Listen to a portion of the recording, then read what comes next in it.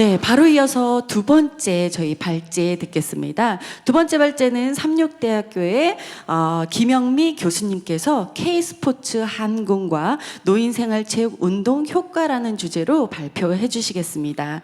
네, 김영미 교수님께서는 한국체육정책학회 그리고 스포츠교육학회 상임이사로 활동하고 계시고요. 대한체육회 ESG 경영위원회 위원으로도 활동해 주시고 계십니다. 자, 큰 박수로 맞이해 주시기 바랍니다. 네, 저기 다시 한번 인사드리겠습니다. 삼육대학교 김영미라고 합니다. 반갑습니다. 네. 작년에 2회 한국 스포츠 체인지 포럼에 사실 제가 발표를 했었는데요. 혹시 기억하시는 분 계신가요? 감사합니다. 제가 이렇게 오면서 준비를 하면서 생각이 든 게 사실 이제 제가 뭐 자주는 아니지만 이렇게 특강이라든지 워크숍이라든지 포럼에서 발표를 이렇게 할 때가 있었어요. 근데 사실 되게 부담스럽기도 하고 되게 좀 딱딱한 분위기 속에서 내가 어떻게 말을 해야 되지라는 고민을 많이 하고 오는데 오늘 이렇게 운전하고 오는데 어떤 말씀을 좀 먼저 드릴까 이렇게 생각을 하다 보니까 조금 있으면 추석이잖아요. 추석에 이제 가족들, 친척들 만나는 느낌으로 뭔가 따뜻한 분위기 속에서 또 이렇게 항공 관련된 우리 관계자 여러분들이 앞에서 제가 준비한 내용을 발표할 수 있게 돼서 좀 마음이 되게 너무 좋다 이런 생각이 좀 들더라고요. 그래서 저희 그런 마음을 담아서 오늘 자료를 준비했으니까 잘 들어주시면 감사드리겠습니다. 네. 저는 오늘 그 발표 주제를 하게 된 내용은 그 K스포츠 한궁과 생활체육의 운동 효과라는 내용으로 말씀을 드려보도록 하겠습니다. 제가 이게 준비하면서 어떤 내용을 말씀드릴까 이렇게 해서 5가지 정도 생각해 봤어요. 그래서 일단은 가장 먼저 저희가 노인 치매 현황에 대해서 앞에 발제자분들이 많이 말씀해 주셨지만 간단하게 한번 보도록 하고 그다음에 스포츠에 대해서 간단하게 또 그것도 개념 정리를 하고 K스포츠로서의 한궁은 어떤 의미인가 이런 것들에 대해서도 좀 생각해 보려고 하고요. 그다음에 한국 생활체육의 효과와 앞으로의 한궁의 발전 방향까지를 제가 감히 좀 담아 봤습니다. 이 내용은 사실은 이제 PPT에는 없는데 저희가 이제 제가 처음에 이 포럼에 관련된 이 포스터를 처음 받았을 때 저는 이 단어 하나하나를 조금 많이 이렇게 분석해서 관심 있게 보는 편인데 1번부터 8번까지 중에 내가 뭘 가장 중요하게 발표를 해야 되지? 뭘 말씀드려야 되지? 뭘 같이 공유해야 될까? 이런 거를 좀 고민해 봤는데 각자 여기 앉아 계신 분들이 다 생각하신 분들이 다르실 것 같아요. 근데 저는 개인적으로는 7번 K스포츠로서의 이제 한궁 이거에 대해서 조금 더 관심 있게 보고 이렇게 말씀드리면 좋지 않을까 이렇게 생각이 들어서 내용을 좀 준비해 봤습니다. 지금까지 이 앞에 나오셔서 항공 시범도 받고 또 계속 진짜 제가 계속 뒤에를 이렇게 여기 앞에 앉아서 뒤에를 봤는데 정말 한 분도 이상하게 조시는 분 없이 너무 열심히 지금 발제를 들어주고 계셔서 제가 너무 훌륭한 분들만 딱 모인 것 같아요. 그래서 이제 뇌건강 테스트를 한번 제가 잠깐 해보고 넘어가려고 하는데 제가 선물도 준비했거든요. 선착순 3분에게 다 맞추신 분에게는 이 앞에 쇼핑백에서 드릴 거예요, 진짜로. 그래서 잘 보고 맞춰주시면 좋겠고 제가 시간 관계상 여유 있게 시간은 못 드려요. 빨리빨리 지나갈 텐데 그래도 잘 봐주시면 좋을 것 같고 9장의 그림이 나옵니다. 그림이 나오면 그림을 잘 기억하셨다가 제가 6개 질문을 드릴 거예요. 그럼 6개 질문에 대해서 맞춰주시면 좋을 것 같습니다. 준비되셨나요? 혹시 이제 사실 이제 적으면 좋은데 그 혹시 노트에 메모하실 수 있으면 적으셔도 될 것 같아요. 아니면 잘 기억해 주시면 감사하겠습니다. 첫 번째 그림입니다. 약 5초 정도 드릴게요. 찍지는 마세요. 네, 첫 번째입니다. 두 번째 그림입니다. 네, 세 번째 그림입니다. 네 번째 그림입니다. 다섯 번째 그림입니다. 여섯 번째 그림입니다. 일곱 번째 그림입니다. 여덟 번째 그림입니다. 마지막 네, 아홉 번째 그림입니다. 다 기억하셨죠? 표정은 좀 아니신 것 같은데 네. 1번. 오리 몇 마리였죠? 건강하신 분들이 많으시네요. 네. 두 번째. 여자는 어느 쪽으로 턱에 손을 이렇게 받치고 있었죠? 왼손. 왼손. 왼손 맞아요? 오른손이다. 네, 왼손이었습니다. 네. 3번. 얼마 있었죠? 이거는 다 잘 맞춰요. 이상하게. 다 돈 얘기가 나오면 다 잘 맞히시더라고요. 돈을 좀 많이 갖다 놔야겠어요. 신기하게 이것만 잘 맞히시는 분들도 있어요. 화면에서 본 낙엽 그림 있었어요. A가 있고 B가 있었는데 B, 여기 너무 건강하신 분들만 계셔가지고 죄송하네요. 제가 선물을 많이 갖고 왔어야 되는데. 그러면 동물은 무엇? A. 네, 화면에서 본 나비 그림은? 와, 어떡하나요, 회장님? 제가 한 몇 분만 드리려고 갖고 왔는데 조금만 더 고민하고 말씀드릴게요. 제가 꼭 선물을 드리도록 하겠습니다. 네, 그래서 6개 모두 다 정답을 맞춰주셨고요. 저희가 이렇게 간단하게 테스트를 해서 뭐 인지기능 테스트다 해서 검사 도구가 엄청 많아요. 그래서 치매다 아니다 뭐 이런 것들을 얘기하는데 사실 이제 오늘 노인 치매 분들이 어느 정도시고 우리가 어느 정도 지금 상황에서 심각성을 생각해 봐야 되는지를 좀 같이 고민해 보면 좋을 것 같습니다. 과거에 1960년대, 죄송한데 전 그때 태어나지는 않았어요. 근데 1960년대 노인은 2.9% 정도였다면 지금 2024년도 현재는 약 19%로 약 20% 정도를 차지하고 있고요. 그다음에 2072년도에는 약 2배보다 더 많은 47% 이상이 노인 인구라고 해서 그림만 봐도 노인 인구가 더 훨씬 더 많이 차지하고 있고 그때 생산할 수 있는 이 연령은 굉장히 적다는 것을 알 수 있습니다. 치매 환자 역시 노인 인구의 약 10%를 차지하고 있는데요. 2018년, 24년, 39년, 50년 계속 증가하고 있는 것을 저희가 알 수 있었고 유병률 또한 치매 증가율과 마찬가지로 질병도 계속 늘어날 것이다 라는 게 예측하고 있습니다. 치매 유형이랑 단계인데요. 꼭 이 단계를 거치는 건 아니에요. 그렇지만 이런 유형들이 보통 치매에 걸리더라 이런 것들을 좀 알 수 있는데 요즘에는 꼭 65세 노인분들만 치매를 걸리는 건 아니고 좀 젊은 분들 60세 이전의 분들도 뭐 예를 들어 알코올을 많이 이렇게 섭취하는 분들 드시는 분들도 이게 뭐 알코올성 치매다 뭐 이런 거 해서 초록이 치매라고 이렇게 하는데 이제 뇌 손상 뇌에 어떤 충격을 받았거나 이런 경우 특히 이제 복싱 선수들도 치매에 걸릴 확률이 높다고 해요. 그래서 이런 초록이 치매, 그다음에 건망증과 우울증 또 치매에 많이 연관을 주는데 그다음에 이제 치매로 가는 거고 그다음에 이제 치매 한번 걸리면 여기 자료에는 없지만 가역적 치매가 있고 비가역적 치매가 있어요. 가역적 치매라는 거는 원래 상태로 돌아올 수 있는 거고 비가역적인 건 안타깝게도 원래 상태로 돌아올 수 없는 건데 저희가 오늘 계속 얘기했던 치매들은 대부분 비가역적 치매에 해당이 되기 때문에 예방하는 것이 되게 중요하다. 혹시 건망증과 치매에 관련해서 가장 크게 구분할 수 있는 게 뭔지 아실까요? 제가 문제를 하나 또 내볼게요. 비상금을 어디다 숨겨놨는지 몰라요. 이게 치매일까요? 건망증일까요? 그럼 치매 환자분들은 어떻죠? 네, 맞아. 너무 건강하신 분들이 항공을 하셔서 너무 건강하신가? 맞아요. 뭔지 몰라요. 비상금 자체가 뭔지 모르고 네, 그걸 아예 통째로 잊어버리는 경우는 치매라고 하고 건망증은 이제 자주 빈번하게 잊어버리는 것들을 말해요.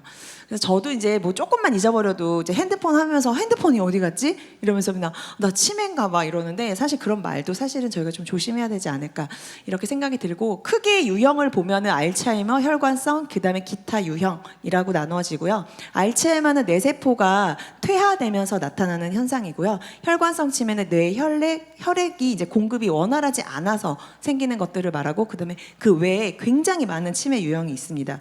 제가 한 2년 전에 치매에 대해서 궁금한 부분들이 좀 많아져가지고 대한치매학회에 가입을 했어요. 그랬더니 안 된대요. 저는 가입 대상자가 아니라고 그러더라고요. 그래서 왜요? 그랬더니 의사 면허증이 없기 때문에 안 된대요. 그래서 메일을 이만큼 써서 보냈죠. 전 너무너무 궁금하고 너무너무 가입하고 싶다고 오히려.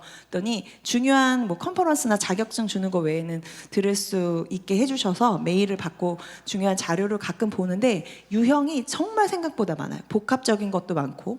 그다음에 아까 회장님께서 말씀하셨던 것처럼 어린아이들부터 지금 코로나 때 이렇게 계속 영상에 노출되고 이렇게 뇌 활동이 이렇게 원활하지 않아서 언젠가는 노인이 됐을 때 치매될 확률이 높다라고 하셨는데 알츠하이머병 같은 경우에 단기적으로 봤을 때 나타난 자료는 약 12년 전, 8년 전, 3에서 6년, 평균 3년 이렇게 해서 굉장히 한 20년 전부터 치매에 걸릴 수 있는 확률을 가지고 우리가 있는 거예요, 잠재적으로. 그래서 사실 예방 운동이라는 게 굉장히 중요한 게 아닌가 이렇게 생각이 들고 언제 그 베타 아밀로이드라는 단백질이랑 타우 단백질이라는 것들이 이제 변성이 이루어지면서 생긴다고 하거든요. 뭐 명확한 원인은 없다곤 하지만 그래서 이런 것들을 우리가 좀 주의 깊게 하려면 여러분들의 역할이 좀 중요하시지 않을까 이렇게 생각이 듭니다. 치매 단계별 증상은 이제 다음과 같고요. 이건 잘 아실 것 같고, 그다음에 아까 앞서 발제해주신 박 교수님께서 MMS라는 걸 말씀해주셨는데, 저도 이제 이 간이 정신상태 검사지예요. 여기 해보신 분도 있고, 뭐 아직 해보지 못하신 분들도 있는데, 65세 이상이면 보건소에서 무료로 해주시거든요. 그래서 저도 사실은 실질적으로 노인분들 대상으로 운동을 지도할 때 먼저 이 검사를 해요. 제가 의사도 아니고 간호사는 아니지만 이 검사지 하나를 정확하게 활용할 수 있는 방법을 알면 이분이 어느 정도 수준이다라는 거는 대략적으로 알 수 있기 때문에 그래서 24점에서 만점이 30점인데 30문항이에요. 근데 이 정도는 정상 범위. 그 다음에 18점에서 23점은 경도인지 장애. 약간 치매로 갈 수 있는 확률이 높다. 이렇게 아시면 좋을 것 같아요. 그래서 저희 엄마가 야 니네 아빠 치매인 것 같아. 자꾸 말을 못 알아듣고 자꾸 소리를 이렇게 막 스피커를 크게 듣고 자꾸 뭐 이렇게 행동이 그래. 그러면 이제 저도 사실 이 검사를 가끔 해봐요. 근데 문제는 뭐냐면 어르신들이 이 답을 외워버렸어요. 그래서 이게 진짜 맞나 싶은 생각이 들어서 앞서 발제해 주신 박사님한테 정확하게 검사를 받는 게 좋을 것 같다라는 생각도 좀 들어요. 그래서 어쨌든 이런 검사지로 간단하게 검사를 하실 수 있고 활용이 될 수 있습니다.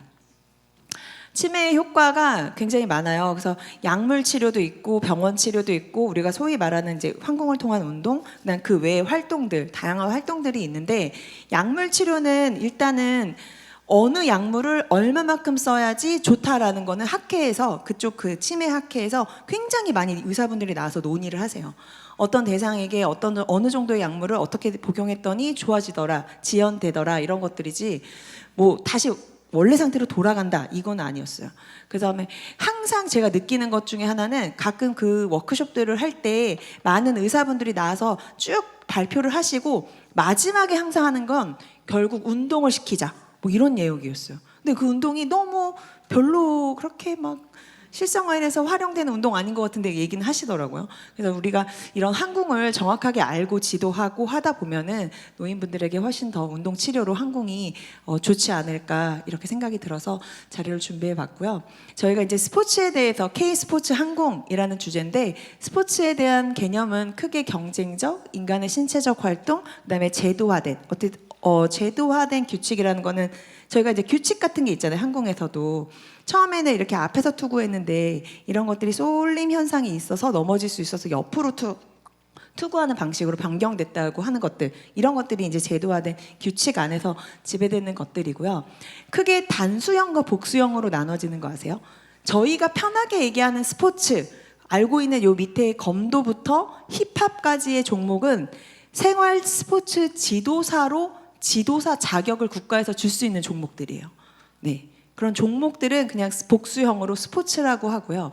단수형으로는 그것 플러스 그다음 여가, 놀이 모든 활동들을 말을 해요. 그래서 이렇게 크게는 이렇게 두 가지로 나눠진다 정도로 알고 계시면 좋을 것 같고 스포츠의 가치를 보면은 네, 제가 이거 영상은 인터넷에 있길래 좀 준비를 해봤습니다. 즐길 수 있는 운동 한궁. 한국은 실내에서 할 수 있다는 장점이 있어요. 모든 노인들은 다 같이 했으면 좋겠어요. 운동이 많이 되는 편이에요. 우리 한국이 태권도에 이어서 세계 시장에 나가려고 하는 그런 계획을 갖고 있습니다. 한궁으로 새로운 정춘을 맞이한 사람들. 네. 이렇게 준비했는데 그냥 항공이 단순히 그냥 운동만 하는 게 아니잖아요. 그래서 그 안에서 신체적으로도 인지적으로도 사회적으로도 여러 가지로 변화할 수 있다는 거 여러분들이 알고 계시면 좋겠고, 간단하게 넘어가는데 우리나라 사람들이 일주일 동안 가장 많이 운동하는 횟수가 일주일에 한 번이래요. 우리나라 전체적으로 2022년도 자료고요. 연령대로 봤을 때는 물론 이제 60대가 1위는 아니지만 그래도 일주일에 한 번 정도 운동하는 노인분들이 약 60% 정도, 50%, 58% 정도 되는데, 저는 이제 이분들이 항공을 하게 하는 게 이제 목적이 아닌가 이런 생각도 들고, 이 60% 안에 들지 못한 나머지 40%들도 항공으로 유입할 수 있지 않을까 이런 고민을 해보게 됐습니다. 그다음에 생활체육으로는 걷기가 가장 많이 활용되고 있고, 그다음에 이제 어디서 하느냐 운동을 이런 걸 좀 찾아보면 민간 체육 시설이라고 해요. 그래서 우리가 노인에 관련해서 경로당이 굉장히 많은데 그러한 것도 이제 우리가 포함시켜서 보면은 굉장히 우리가 증가하지 않을까 이런 생각이 들고, 월 평균 77,000원 정도를 쓰신다고 해요. 그럼 항공을 우리가 개최해서 운영을 한다면 이 정도는 누구나 지불하고 항공을 참여할 수 있게 할 수도 있겠다. 뭐 이런 생각도 좀 해보게 되었습니다.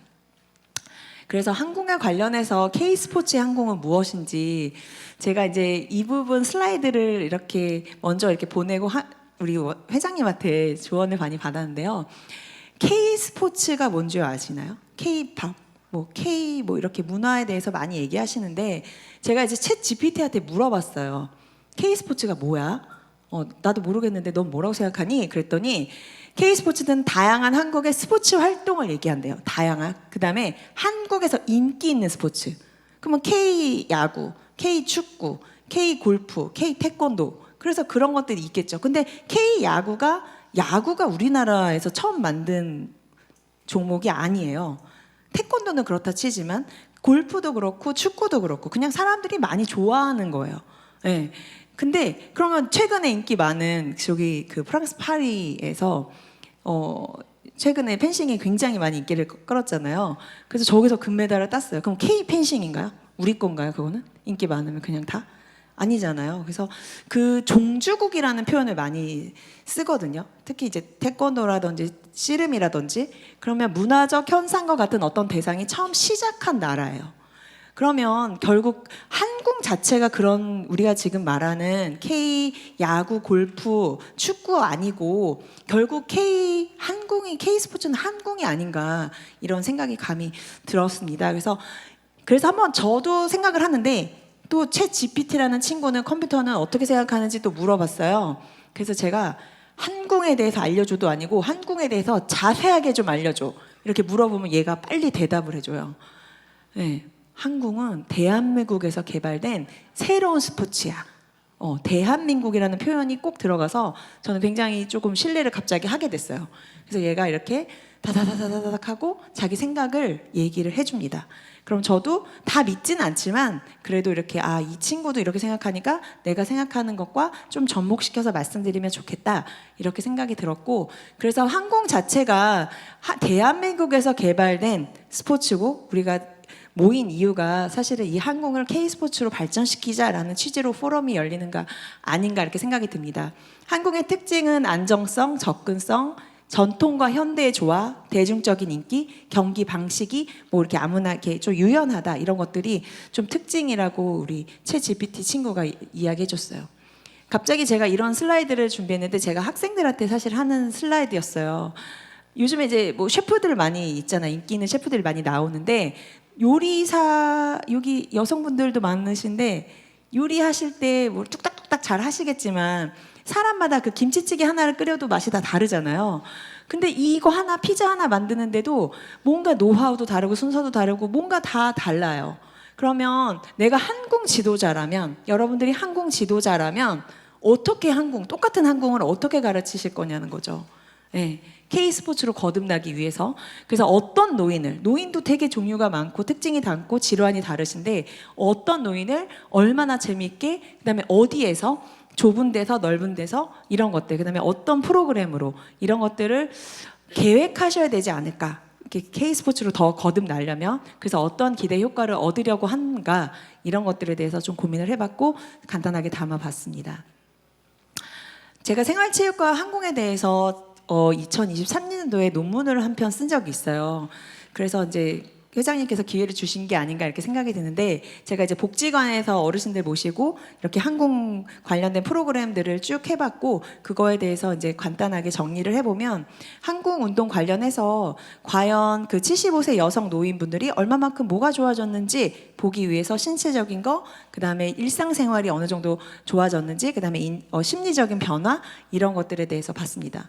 사실 저기 있는 사진은 올해 사진이에요. 올해 지금 제가 현재 복지관에서 장애인분들과 노인분들 모시고 항공을 이제 소개하고 첫날 오리엔테이션 때 이렇게 진행하는 사진이고, 저도 첫날 여기 마찬가지로 뭔지는 보여드려야 될 것 같아서 이렇게 앞에 먼저 이렇게 한 번씩 해보는 시간도 갖고, 그래서 조금 더 참여를 적극적으로 하게 하고자 했고, 일단은 연구 같은 경우에는 이제 70대, 80대 여성 노인이셨고요. 그래서 검사 도구를 통해서 어떤 변화가 있었는지 봤더니, 체력은 심폐지구력, 근력 유연성, 그다음에 민첩성, 이런 것들이 좋아졌고, 우울 점수도 개선이 됐고요. 일상적으로 수행할 수 있는 능력들도 상당히 개선됐다는 것을 알 수 있었습니다. 근데 조금 더 우리가 이런 연구들이 사실 많이 미흡해요. 저도 필요하다는 건 알지만 또 다른 일 때문에 못하고 했는데, 이런 것들을 조금 더 저도 정신 차리고 진행을 해야 되지 않을까 이렇게 생각이 듭니다.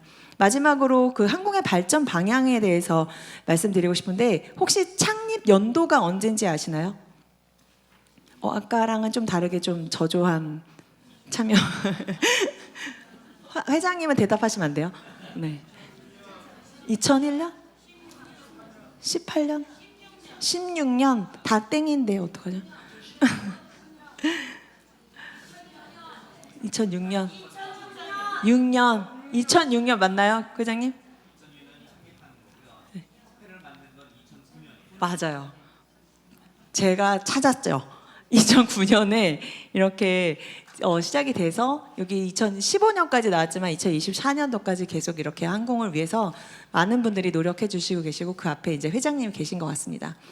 제가 이거는 뭐냐면, 항공을 자꾸 쳤더니 허광이라고 쳐야 더 많은 정보가 나오더라고요. 이상하게. 그래가지고 그런 것들을 좀 봤더니, 이제 정말 2009년에서 10년에는 이런 자세라든지 이런 기본적인 것들에 대해서 정립하신 시기였던 것 같고요.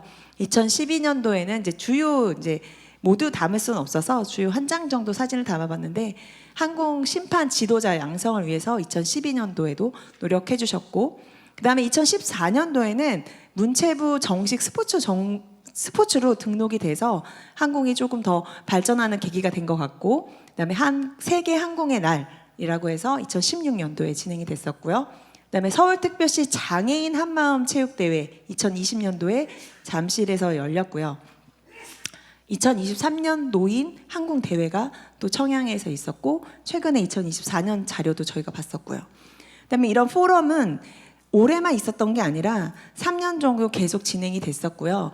이 자리를 위해서 점점 많이 노력해주고 계시고, 정말 노력하시는 분들도 많이 늘어나시고, 회장님의 열정도 굉장히 높아지고 있다는 거를 저는 사실 몸소 많이 체감하고 있어서, 이런 것들을 좀 같이 공유하면 좋을 것 같다는 생각이 듭니다. 마지막으로 이 슬라이드는 어떤 거냐면, 제가 앞서 말씀드린 그 K스포츠로 조금 더 거듭나기 위해서는 항공이 좋아요, 항공을 시켜요도 있지만, 이 안에서 조금 더 촘촘하게 체육과 관련된, 스포츠와 관련된 요소들을 더 넣어야 되지 않을까 생각이 들어요. 제가 개인적으로 복지관에서 수업을 했을 때 들었던 질문 중에 조금 대답을 바로 못했고 바로 실행을 못했던 게 뭐냐면, 선생님 오늘 계속 항공만 하나요? 다른 거 뭐 없어요? 이렇게 얘기한 적이 있어요. 그래서 제가 항공만 할 건데, 우리 항공 대회 할 건데 막 연습해야죠 이랬는데, 뭔가 다르게 연습하는 것들, 뭔가 더 신체적인 요소들을 끌어낼 수 있게 항공에서 하는 것들을 좀 저희 학생들과 연구하고 있거든요. 그랬을 때 운동의 빈도, 얼마나 자주 하느냐, 운동의 강도, 그 어르신에게 어느 정도 수준으로 운동을 힘들게 할 것인지, 이런 것들, 그다음에 30분 할 건지 1시간을 할 건지, 정말 이런 것들, 그다음에 운동의 종류랑 타입이라 그래서 유형이라 그래서 조금 더 뭐 유연성이 강조된 운동을 더 할 건지, 아니면 근력형으로 할 건지, 이런 것들을 조금 더 고려해서 프로그램을 계획해서 진행하시면 훨씬 더 K스포츠로서의 항공이 발전할 수 있지 않을까 이렇게 생각이 듭니다. 네, 이게 그러면 조만간 걷기 운동이 이제 항공으로 또 바뀌는 날이 금방 올 것 같다는 생각이 들어서 준비해 보았습니다. 네, 발표를 들어주셔서 너무 감사드립니다. 네. 김영희 교수님께서 저희 K스포츠 한궁에 대해서 이 한궁이 또 세계로 뻗어나가기 위한 또 조언도 해주시고 명실상부 노인 치매에 관련돼서 생활체육의 중심인 이유에 대해서 또 명확하게 논문을 근거로 들어서 잘 설명해 주셨습니다. 또 하나 제가 너무 놀랐어요. 아까 교수님께서 치매 테스트 했는데 선물을 나눠주지 못할 정도로 다 정답을 맞추셨잖아요. 저희가 깜빡한 거죠. 여러분들이 지금 한궁에 선두 주자신데 저희가 죄송하게 생각하고 있습니다. 테스트한 것에 대해서.